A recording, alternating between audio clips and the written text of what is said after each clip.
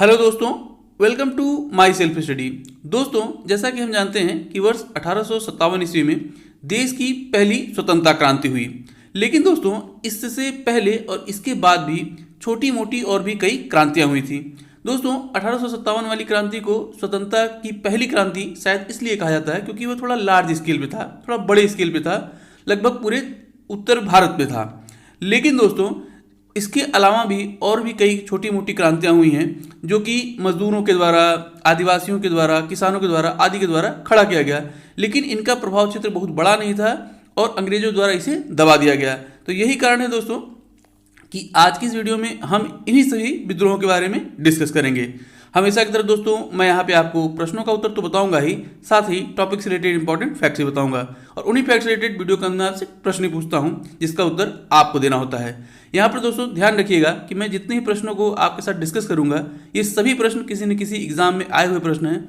इसका मतलब कि पूरी वीडियो बहुत इंपॉर्टेंट होने वाली है। तो चलिए दोस्तों, स्टार्ट करते हैं आज के अपने पहले प्रश्न से।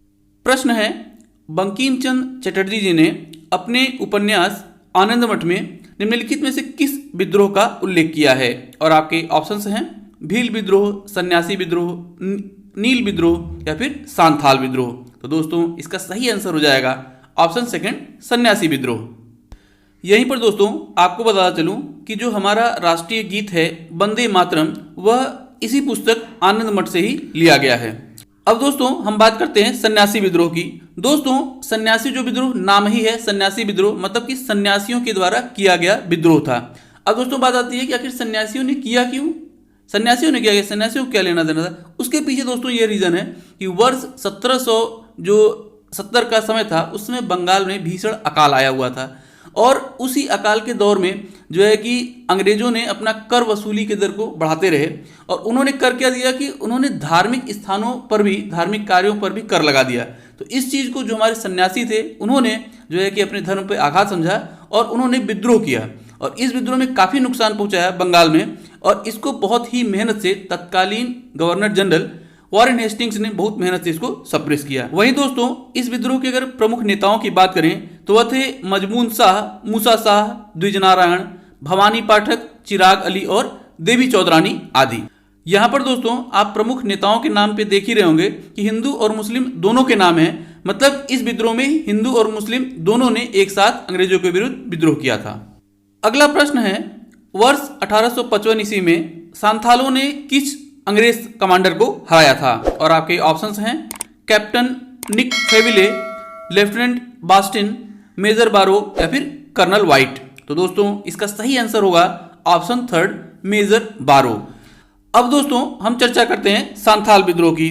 तो दोस्तों सांथाल विद्रोह जो है कि स्वतंत्रता की पहली लड़ाई 1857 से जस्ट पहले ही 1855-56 में हुआ था और इससे जो प्रभावित क्षेत्र था वह बिहार क्षेत्र था। दोस्तों अगेन कारण क्या थे इस विद्रोह के? तो दोस्तों ज़्यादातर आप देखिएगा कि जो भी जितने भी विद्रोह होंगे उसमें ज़्यादातर में साहूकारों द्वारा की गई, साहूकारों एवं जमींदारों द्वारा कर वसूली। और दोस्तों आप एक चीज़ और भी ध्यान रखिएगा, ये जो साहूकार या जमींदार जो शब्द आएगा यह इनडायरेक्टली अंग्रेजों से ही संबंधित हैं, क्योंकि अंग्रेजों ने किया क्या कि उनको तो वसूली करनी है, तो वो करते क्या थे कि जो भारतीय जमींदार लोग हैं, साहूकार हैं, उनको वो जमीन पट्टा दे देते थे और कहते थे कि अब आप नीचे वाले लोगों से यानी कि किसानों, काश्तकारों से आप इसकी वसूली करो। तो इसमें हो क्या रहा है कि काश्तकार तो किसान जो है कि अपने जमींदार के विरुद्ध विद्रोह कर रहा है, लेकिन जमींदार तो अल्टीमेटली रिस्पॉन्सिबल है अंग्रेजों को कर देने के लिए। तो इस तरह से दोस्तों आप ध्यान रखिएगा कि जहां पर भी जमींदार की बात आती है उसमें मतलब को रिलेट करके आप याद रख सकते हैं कि यह अंग्रेजों का ही कारनामा है। वहीं दोस्तों संधू, कानू, चांद और भैरव यह इस विद्रोह के प्रमुख नेता थे। साथ ही दोस्तों आपको बता चलूं कि इस विद्रोह को सप्रेस करने के बाद जो ये सांथाल क्षेत्र था उसे एक परगना बना दिया गया और एक नियम यह बना दिया गया कि उसका जो पट्टा दिया जाएगा वह सांथाल, जो नॉन सांथाल लोग हैं, मतलब कि सांथाली क्षेत्र के लोग नहीं हैं, उनको नहीं दिया जाएगा। अगला प्रश्न है, नील कृषकों की दुर्दशा पर लिखी हुई पुस्तक नील दर्पण के लेखक कौन हैं? और आपके ऑप्शंस हैं बंकिम चंद्र चटर्जी, दीनबंधु मित्रा, शरद चंद्र चटर्जी या फिर रविंद्रनाथ टैगोर। तो दोस्तों इसका सही आंसर होगा ऑप्शन सेकंड, दीनबंधु मित्र। अब दोस्तों हम बात करते हैं नील विद्रोह की। तो दोस्तों आपको बता चलूं कि नील विद्रोह स्वतंत्रता की पहली क्रांति 1857 के तुरंत बाद ही वर्ष 1859-60 में बंगाल में शुरू हुआ था। और इसके पीछे कारण क्या था दोस्तों? अगेन वही फिर से किसान वाली बात। तो आपको बता चलूं कि उस समय तक वर्ष 1857 में जो हम आज नील अपने कपड़ों में पहले डालते थे, आया नया उजाला 4 बूंदों वाला, उसी तरह का दोस्तों नील उस समय, अब तो ये सिंथेटिक यूज होने लगा है, उस समय नील की खेती की जाती थी। और जो किसान थे, अंग्रेज उनको मजबूर करते थे कि आप नील की खेती करो, जबकि किसान ऐसा नहीं करना चाहते थे। क्यों? क्योंकि जैसा कि आप जानते हैं कि नील को आप खा नहीं सकते हो। अगर आप गेहूं अनाज बोते हो, चावल बोते हो, तो फिर उसको तो आप खा सकते हैं। उस समय कोई इंडस्ट्रियल फैक्टर तो था नहीं, लेकिन अंग्रेजों ने जो खेती में इंडस्ट्रियल चीज़ों को डालना शुरू किया, और उस समय उन्हें पूरी दुनिया में नील की बहुत ज़रूरत थी। तो नील की खेती के लिए वो प्रमोट करते थे, किसानों को प्रमोट क्या करते थे, उनको सप्रेस करते थे, कि अत्याचार करते थे कि आपको नील की खेती करनी ही करनी है, और उन्हें औने पौने दाम देते थे, दाम भी अच्छे नहीं देते थे। तो यही कारण था दोस्तों कि नील के जो किसान थे उन्होंने यहाँ पर यह विद्रोह किया था। और इस विद्रोह के प्रमुख नेता दिगंबर विश्वास, विष्णु विश्वास, रफीक मंडल, कोदरमल, राम रतन मलिक आदि थे। यहीं पर दोस्तों आपको बता चलूं कि उस समय का एक समाचार पत्र था हिंदू पेट्रियट, जो कि देश का पहला अंग्रेजी समाचार पत्र भी है। उसके संपादक हरिश्चंद्र मुखर्जी जी ने अपने लेखों के माध्यम से इस आंदोलन का समर्थन किया था। यहीं पर दोस्तों नील के खेती से ही संबंधित, किसानों से संबंधित एक और भी विद्रोह है, वह है चंपारण विद्रोह। नाम ही है दोस्तों चंपारण, चंपारण जो कि बिहार में है। तो इसका जो प्रभावित क्षेत्र था वह बिहार था, और इसकी शुरुआत वर्ष 1917 ईस्वी में की गई थी। और इसके पीछे दोस्तों कारण क्या था? कारण यह था, जैसा मैंने आपको नील के बारे में बताया, तो वर्ष 1917 आते आते, मतलब उन 70 वर्षों के बाद पूरी मार्केट में, मतलब इंटरनेशनल मार्केट में, अंतर्राष्ट्रीय मार्केट में नील की जो है सिंथेटिक नील आ गया। मैंने आपको बताया तो जो प्राकृतिक नील था उसकी अब जरूरत नहीं रही, क्योंकि मार्केट में कम्पीट नहीं कर पा रहा था। तो हुआ क्या कि अच्छा, पहले से ही जो जमींदार थे उन्होंने कांटेक्ट कर रखा था किसानों से कि आप जो है कि 3/20, इसको दोस्तों आप याद रखिएगा, 3/20 जो है 3/20, इसको 3 कठिया बोलते हैं। तो 3 कठिया मतलब अपनी जो भी जमीन है उसके 3/20 भाग पे आपको नील की खेती करनी है। अब देखिए कि इंटरनेशनल मार्केट में नील की जरूरत कम हो गई, डिमांड कम हो गया है, लेकिन ये उनको मजबूर कर रहे हैं और फिर उनको परेशान कर रहे थे कि नहीं नहीं, आपको तो करना ही करना है नील की खेती, एज पर कॉन्ट्रैक्ट है, तो आपको नील की खेती करना ही करना है, भले आप भूखे मरो। तो इस अत्याचारों के विरोध दोस्तों यह जो है कि चंपारण का विद्रोह हुआ था। और इसके प्रमुख नेता जो थे वह राजकुमार शुक्ल थे बिहार के, और उन्होंने जो है कि इसमें इंटरवीन करने के लिए गांधी जी को बुलाया था। और इसी चंपारण का ही सफल जो है कि नेतृत्व करने के लिए रविन्द्रनाथ टैगोर जी ने महात्मा गांधी जी को पहली बार महात्मा कहा था। ध्यान रखिएगा दोस्तों, एक और भी जो है कि किसान नेता रहे हैं तत्कालीन, NG रंगा, इनके विषय में भी दोस्तों हम पढ़ेंगे। NG रंगा जी ने गांधी जी के इस आंदोलन में भाग लेने का विरोध किया था। अगला प्रश्न है, कूका आंदोलन को किसने संगठित किया? और आपके ऑप्शंस हैं गुरु रामदास, गुरु नानक, गुरु राम सिंह या फिर गुरु गोविंद सिंह। तो दोस्तों इसका सही आंसर होगा ऑप्शन 3 गुरु राम सिंह। अब दोस्तों आपको कूका आंदोलन के विषय में बता चलूं तो कूका आंदोलन की शुरुआत वर्ष 1840 ईस्वी में पश्चिमी पंजाब में जवाहरमल उर्फ सेन साहब के द्वारा एक धार्मिक आंदोलन के रूप में शुरुआत किया गया था। लेकिन दोस्तों बाद में यह जो आंदोलन था वह एक जो है कि राजनीतिक आंदोलन के रूप में परिणित हो गया। और इसी क्रम में वर्ष 1869 ईस्वी में कूका राम सिंह के नेतृत्व में जो है कि मलोट तथा मलेर कोटला में अंग्रेजों के विरुद्ध विद्रोह किया गया। दोस्तों अंग्रेजों ने इस विद्रोह को निर्दयतापूर्वक दबाया और वर्ष 1872 ईस्वी में उसके प्रमुख नेता राम सिंह को कैद करके रंगून भेज दिया। वहीं पर दोस्तों राम सिंह जी की रंगून में ही कैद के दौरान वर्ष 1885 ईस्वी में मृत्यु हो जाती है और उनकी मृत्यु के साथ ही यह आंदोलन भी समाप्त हो जाता है। अगला प्रश्न है, निम्नलिखित में से किस आदिवासी नेता को जगत पिता या धरती आबा के नाम से जाना जाता है? और आपके ऑप्शंस हैं जरिया भगत, कानू सान्याल, बिरसा मुंडा या फिर रूप नायक। तो दोस्तों इसका सही आंसर होगा ऑप्शन 3 बिरसा मुंडा।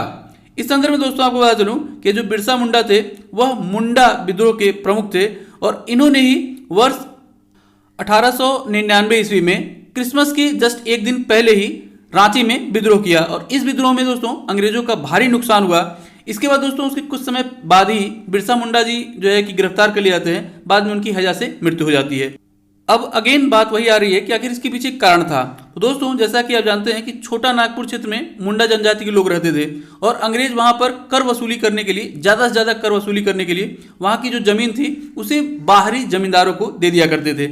इसी चीज़ को दोस्तों वहां के जो जनजाति लोग थे उन्होंने अपनी संस्कृति पर आघात समझा और उन्होंने विद्रोह कर दिया।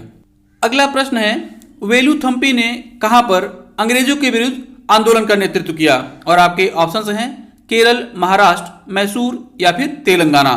तो दोस्तों इसका सही आंसर होगा ऑप्शन फर्स्ट, केरल। अब दोस्तों हम डिस्कस करते हैं वेलुथम्पी विद्रोह को। वेलुथम्पी दोस्तों तत्कालीन त्रावणकोर के राजा का दीवान था और हुआ क्या दोस्तों कि वर्ष 1808 ईस्वी में जो अंग्रेज गवर्नर जनरल था लॉर्ड वेलेजली ने त्रावणकोर के राजा के सामने सहायक संधि का प्रस्ताव रखा, जिसे वहां के राजा ने इनकार कर दिया कि मैं सहायक संधि को स्वीकार नहीं करूंगा। इसके बाद दोस्तों अंग्रेजों ने त्रावणकोर के राजा को अपदस्थ कर दिया और इसी चीज को दोस्तों जो त्रावणकोर के राजा का दीवान था वही था वेलुथम्पी ने इसे अपने राज्य के ऊपर अपमान और आघात समझा और उसने विद्रोह कर दिया।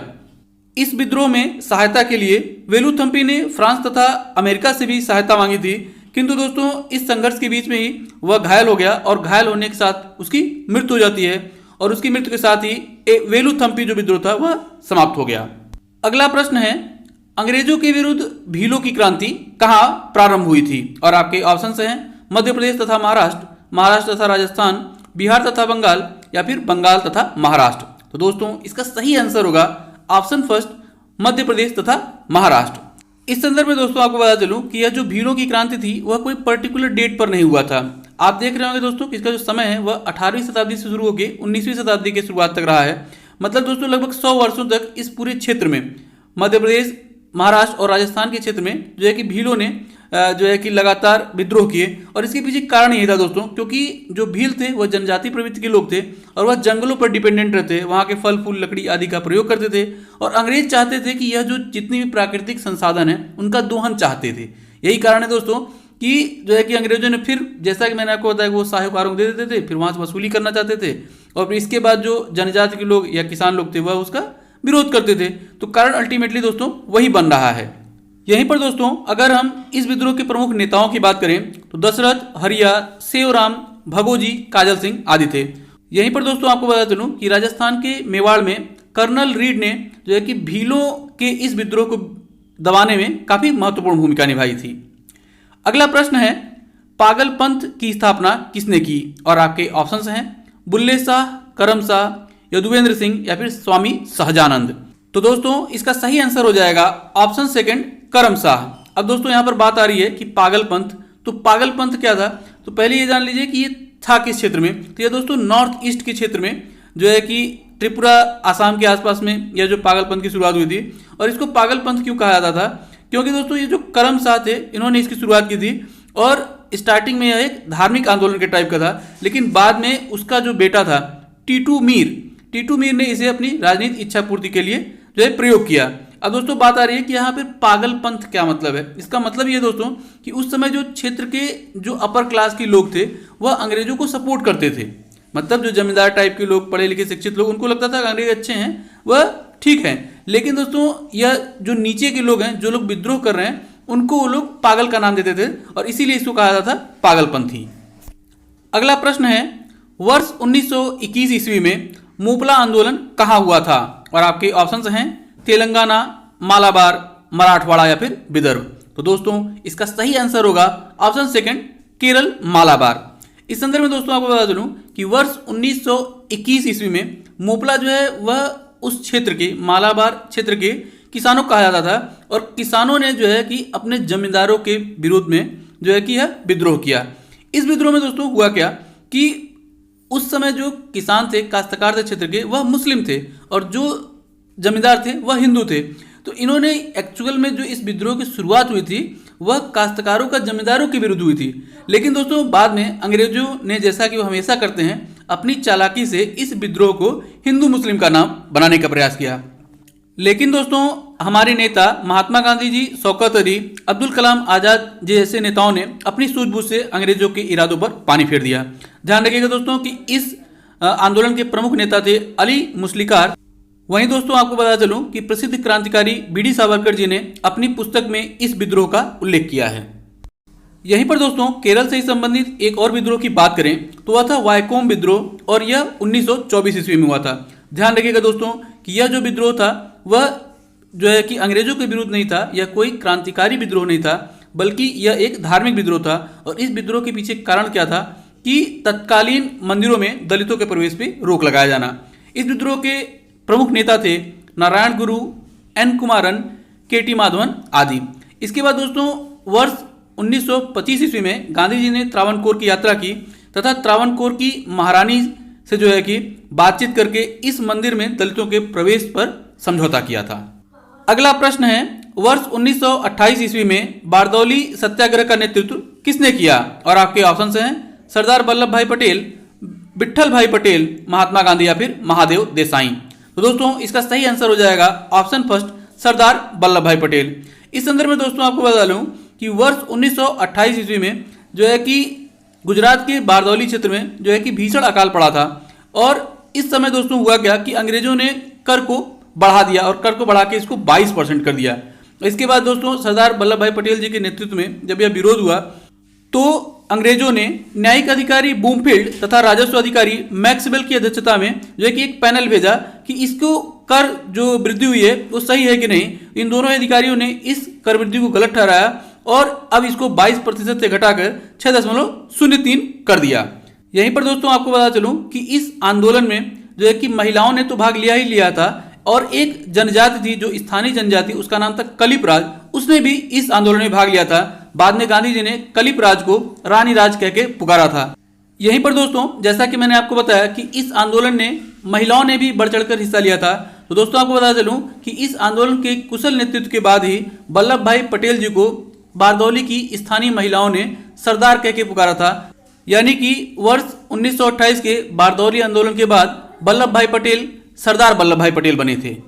यहीं पर दोस्तों गुजरात से संबंधित एक और भी किसानों का आंदोलन रहा है और वह है खेड़ा आंदोलन। खेड़ा आंदोलन दोस्तों वर्ष 1918 ईस्वी में शुरू हुआ था और अगेन किसानों की वही समस्या दोस्तों, गुजरात में उसमें प्राकृतिक कारणों से जो है फसल मारी गई थी और अंग्रेज अपनी कर वसूली करना चाहते थे। इसके बाद दोस्तों वहां के किसानों ने गांधी जी के नेतृत्व में जो है कि अंग्रेजों के इस फैसले का विरोध किया। बाद में गांधी जी के सत्याग्रह के आगे अंग्रेज विवश हो जाते हैं और कर न वसूलने का मन बनाते हैं। लेकिन दोस्तों सरकार द्वारा इस आंदोलन में कोई भी सार्वजनिक घोषणा नहीं की जाती है। तो दोस्तों अब बारी है आज के प्रश्न की। प्रश्न है बिरसा मुंडा का कार्यक्षेत्र कौन सा था? और आपके ऑप्शंस हैं चंपारण, रांची, बलिया या फिर अलीपुर। हमेशा की तरह दोस्तों अगर आपने पूरी वीडियो बहुत ध्यानपूर्वक देखा होगा तो इस प्रश्न का सही उत्तर आपको इसी वीडियो में तक मिल गया होगा। प्रश्न का सही उत्तर नीचे आप कमेंट बॉक्स में कमेंट करके बता सकते हैं। दोस्तों इसी तरह के इंटरेस्टिंग क्वेश्चन आंसर्स के लिए आप हमारा Facebook page my self study को भी ज्वाइन कर सकते हैं। फेसबुक पेज का लिंक नीचे डिस्क्रिप्शन बॉक्स में दे दिया गया है। तो दोस्तों उम्मीद करता हूं कि वीडियो जरूर आपको पसंद आई होगी और आपको कुछ न कुछ जानने को मिला होगा। वीडियो अगर आपको पसंद आई हो और आपको कुछ न कुछ जानने को मिला हो तो वीडियो को लाइक और शेयर करना ना भूलिएगा, साथ ही चैनल को सब्सक्राइब भी। इसी नोट के साथ दोस्तों वीडियो को समाप्त करता हूं और मिलता हूं आपसे कल यानी शनिवार को सुबह 7 बजे जनरल नॉलेज सीरीज की एक और भी वीडियो के साथ। तब तक के लिए जय हिंद।